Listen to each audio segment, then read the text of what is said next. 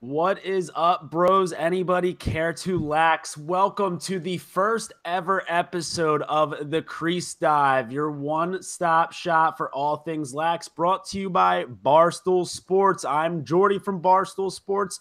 Joining alongside me here, my co-host, my boy Rob. Rob, what's going on, buddy? What's going on, Jordy? Hey, it's great to have you here. It is, first off, for myself, my Philadelphia Eagles just punched their ticket to the Super Bowl, so I am feeling nice and loose right now. Getting to the end of January here, February's coming up, so we got college lax season coming up as well. This is it's a hell of a time of the year. I'm pumped. Yeah, I'm pumped for it. This is about the time where the kids are coming back early for lacrosse. No one wants to play in this crazy weather. If you got an indoor facility, you got the indoor facility. But this is about the time where you're switching the gear. Fall ball is over.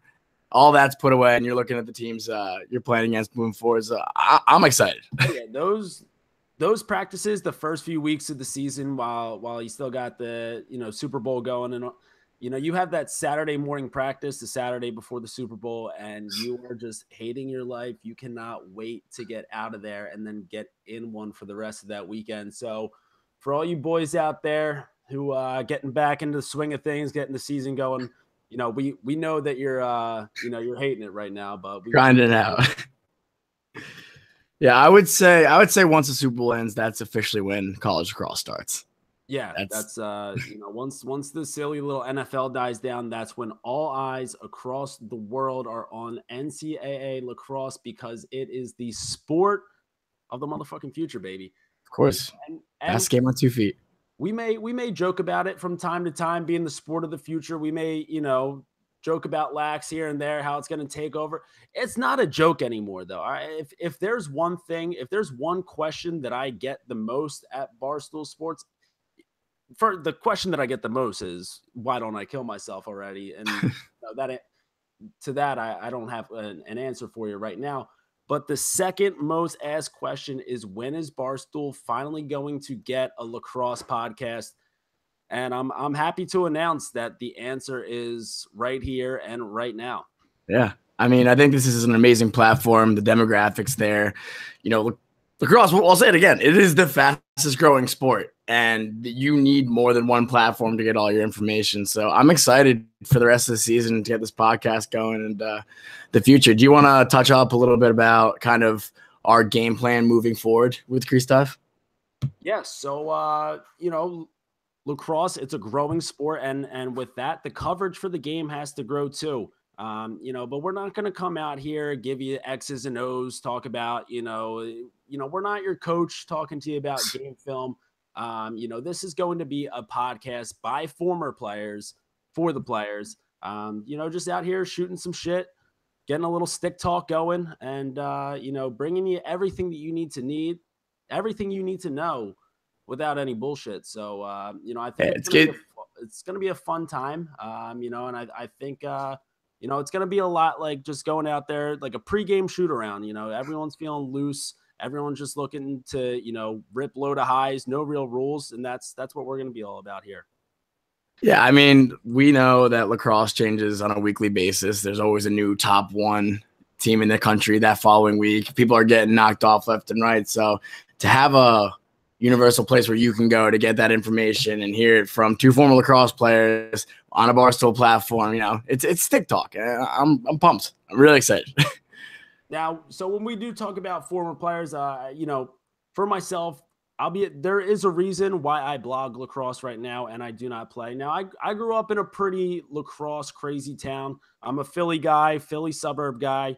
So grew up playing my entire life. Played all through high school. After that, went on to a little D3 school to, I was more of I was the best practice D3 lacrosse player that the world has ever seen. You put me up against anybody in a practice and I'm going to just throw down. There were times where, I'm running scout offense for the starter. I think I'm running the other team's offense better than they ran it themselves. But, I never really made it quite past a big time practice player. Got a few D3 runs in there. Now I blog about it. Rob, your experience a little different. Little bit different. From Jersey. Grew up in Jersey. I did the whole high school, weird brag, humble brag. Did the whole New Jersey All-American in high school. Still living in the glory days. I was getting recruited by a couple big state schools, the Penn States, Ohio States, UMass. Didn't really have the best kind of grades coming out of high school, so that kind of had limited options. Ended up committing to UMass, going to UMass for a year, transferred over to Lafayette College, good old Pat Lack's team. And yeah, now I'm here. I mean, lacrosse is still a big part of my life. Like you said, you blog about it. I follow it every single day. But as far as playing goes, I got war at the shore in me. I got Placid, but that's about it. Still living in the high school glory days.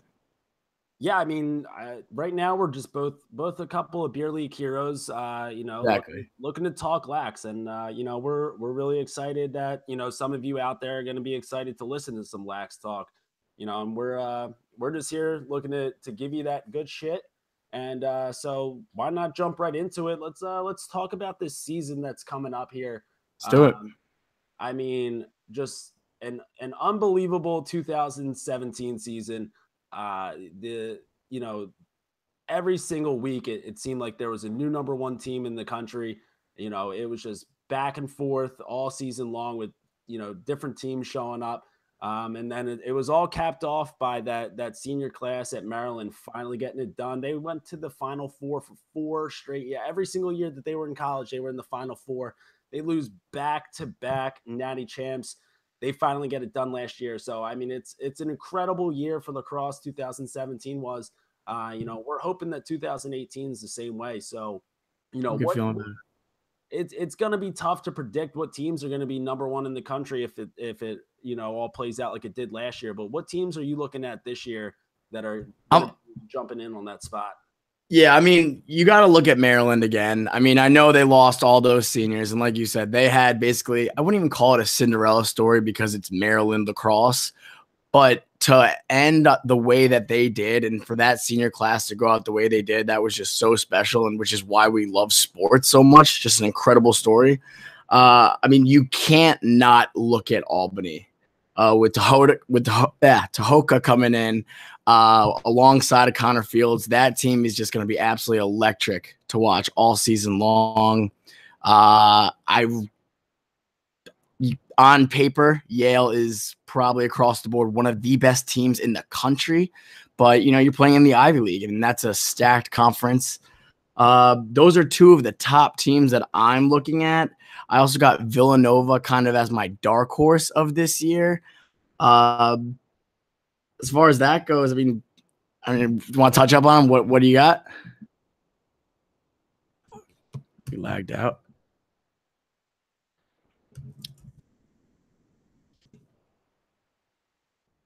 You're lagged out right now.